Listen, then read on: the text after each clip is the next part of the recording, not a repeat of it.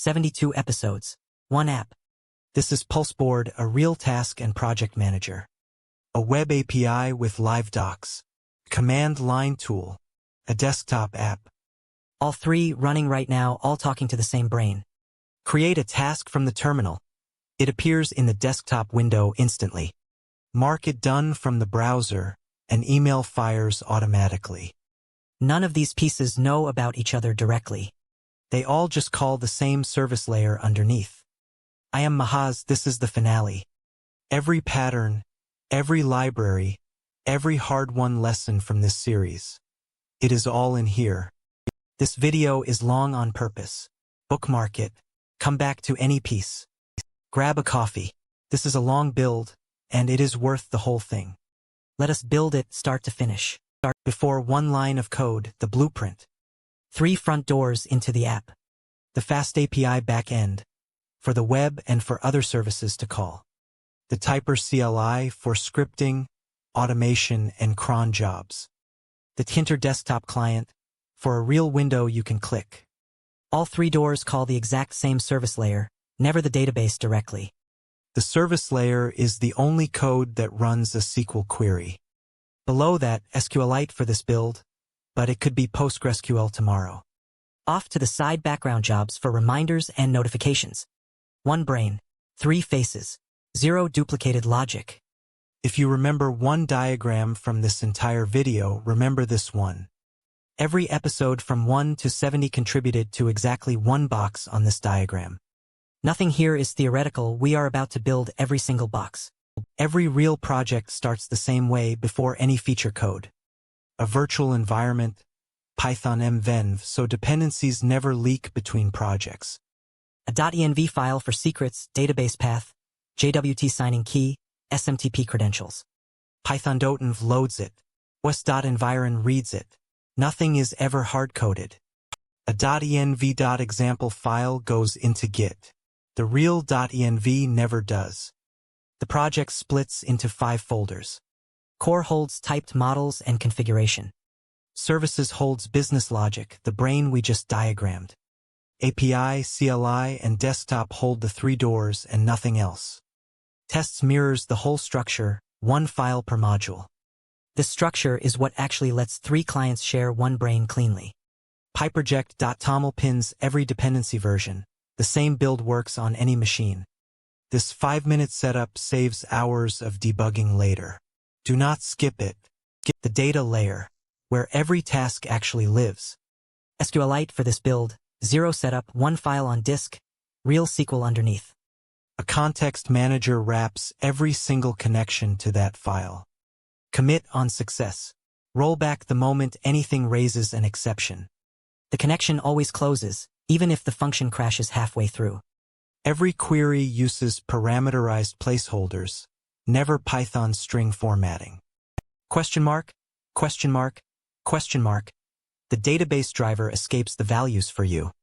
That one habit is what stops SQL injection completely, permanently.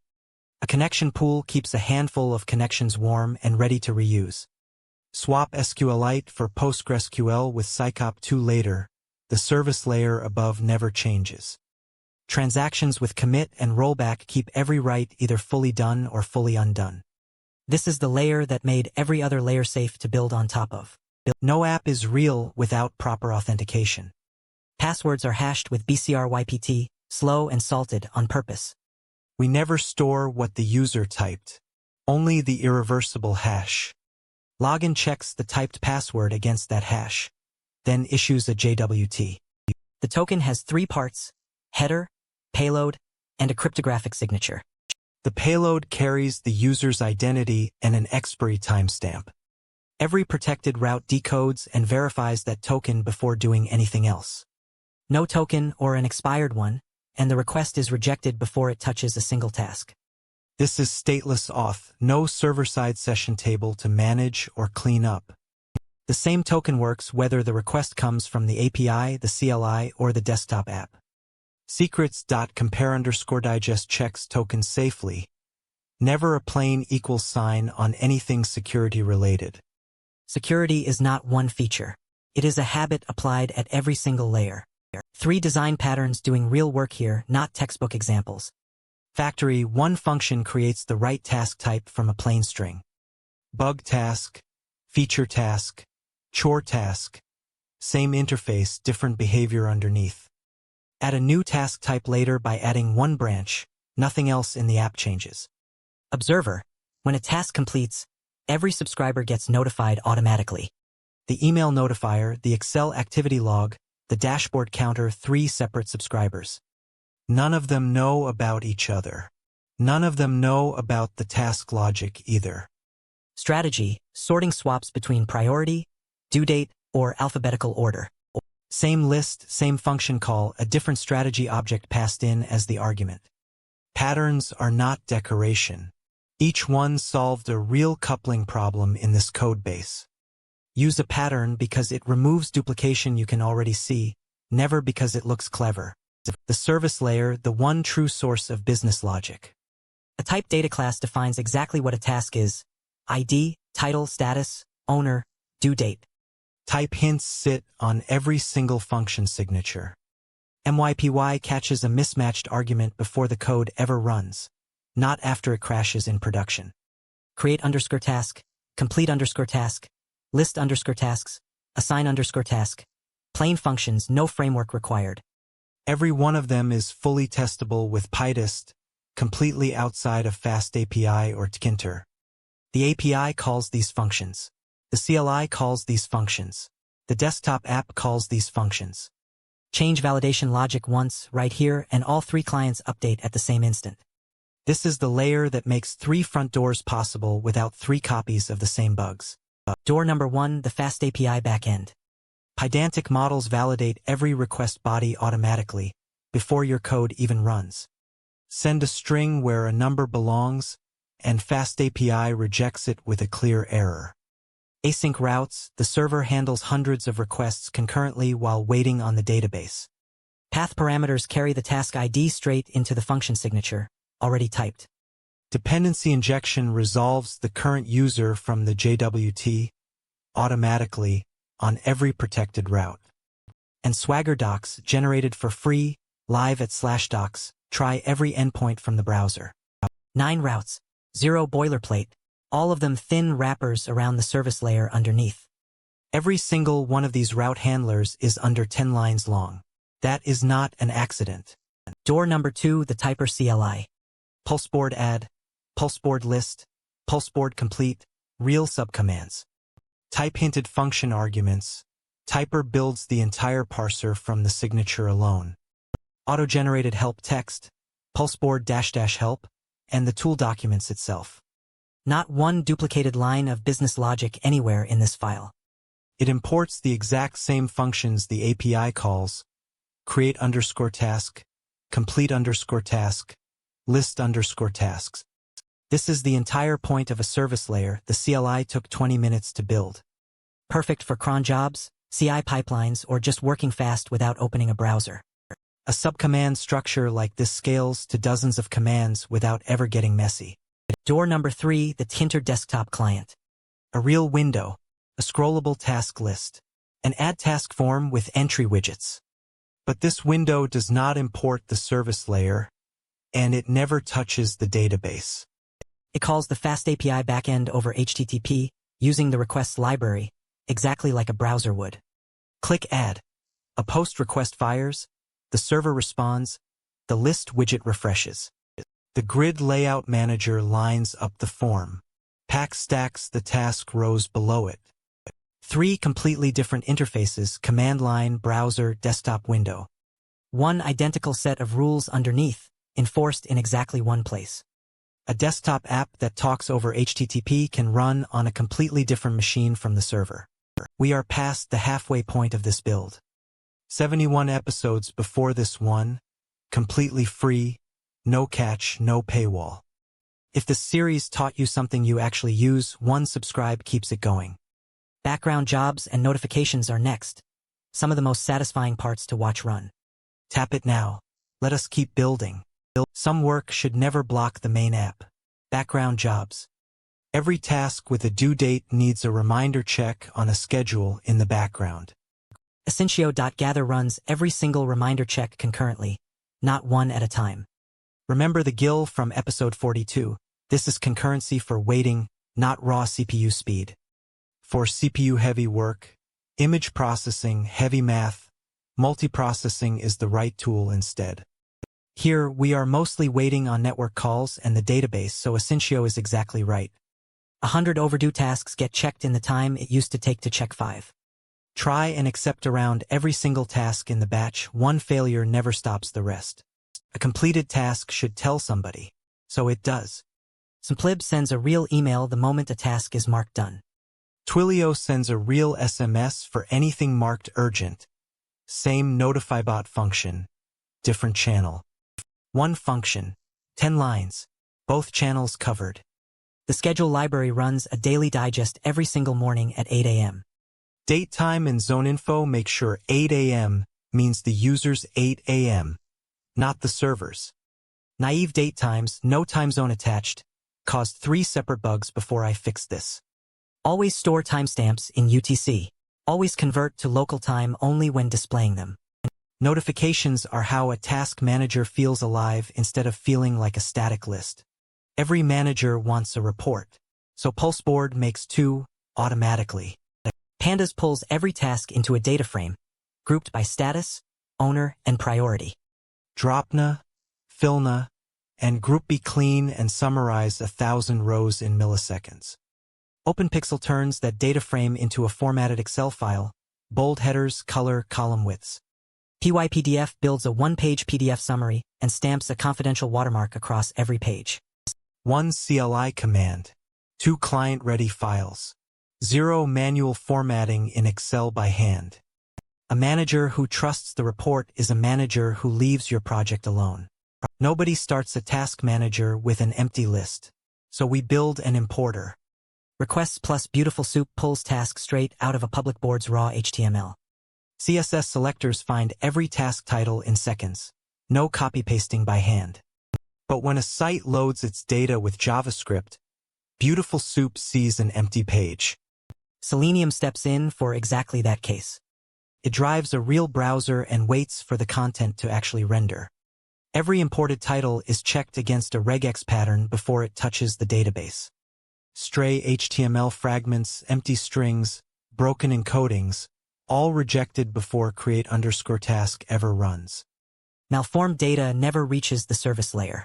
The gate is regex and it never gets bypassed. Rate limiting and a short delay between requests keep the importer polite to the source site. 3 bugs that almost made it into this app permanently. A mutable default argument on create_task, an empty list that quietly remembered every previous call. Fixed with the classic pattern, default to none. Then build a fresh list inside the function body, every single call. A shallow copy of a task list let 2 different users edit the exact same underlying object. Fixed with copy.deepCopy in the one place it actually mattered, not everywhere, just there. A 12-branch if-elif command router in the CLI, replaced entirely with match/case. Readable, exhaustive, and the linter warns you the moment a new command type is missing a case. None of these are exotic bugs.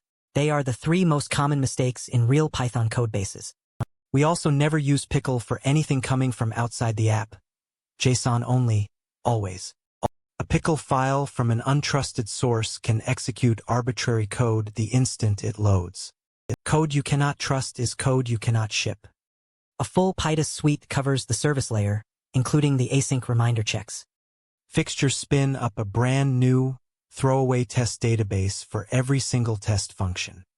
pytest.mark.asyncio lets the async functions get tested exactly like the sync ones.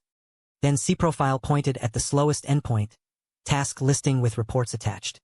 The Excel report was regenerating on every single list request, even ones that never needed it. Moved the report generation to a background job. Response time dropped from seconds to milliseconds. Measure first. Fix what the numbers actually point to. Never guess. Timite confirmed the fix, the same endpoint 20 times faster with numbers to prove it. Now the live build.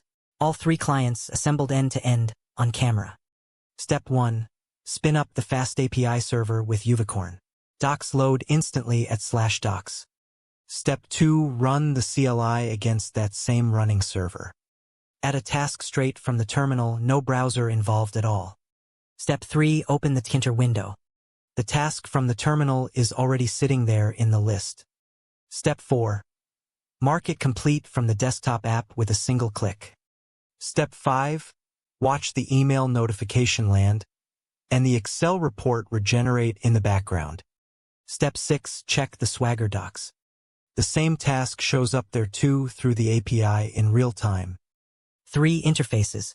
1 shared reality, updated everywhere at once. Watch the terminal, the window, and the browser side by side. That is the whole payoff. No refresh button anywhere solved this. Good architecture solved this. And then live completely unedited, something broke.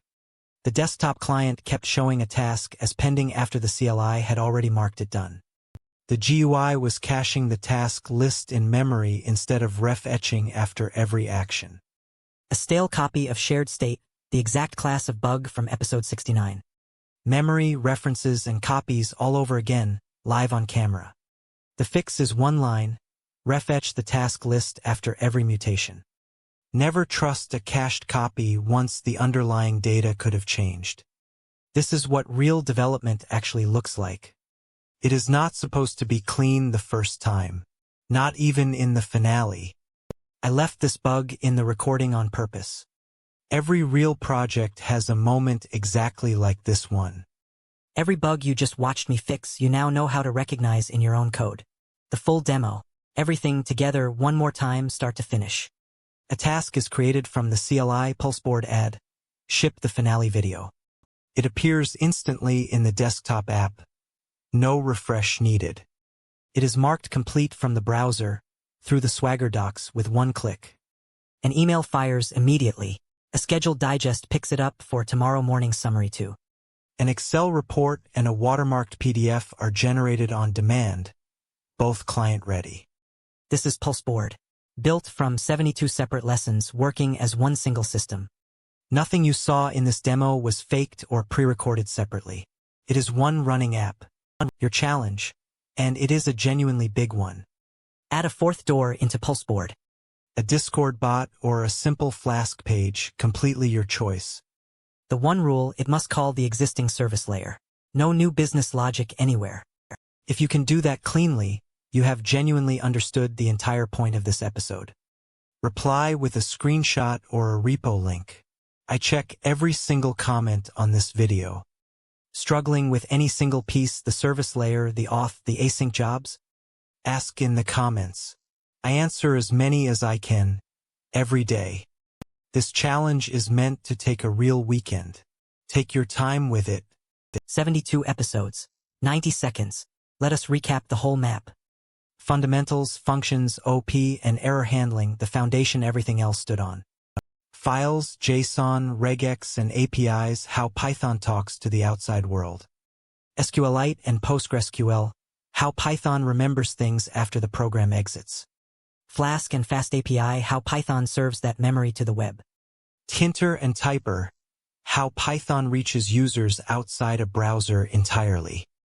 bcrypt, JWT, secrets, and .env, how a real app stays secure by default. Design patterns, Asyncio, and concurrency, how a codebase stays fast and maintainable as it grows. PyTest and profiling, how you actually trust the code you shipped. Every single one of those is running inside PulseBoard right now at the same time. If you watched all 72 episodes, you did not just learn syntax. You learned how to build. So what is actually next for this channel? Python was never the destination. It was always the toolbox. Next series, machine learning from scratch with Real math and Real working code. After that, deep learning, then the agentic AI era, building actual autonomous agents. CodeToAGI was never just a catchy channel name. It is the actual roadmap, and you just finished step 1 completely. Everything in this series, functions, classes, async, testing, carries forward. All of it becomes the foundation under that next series too. Nothing you learned here gets thrown away. It all carries forward. 72 episodes. One real running app. 0 shortcuts. You now know how all of these pieces actually fit together in a real code base. That is worth more than any single isolated tutorial ever could be on its own. Subscribe, machine learning starts next week, same time, same channel. I am Mahaz. Thank you for building all 72 episodes of this with me. See you in the next series.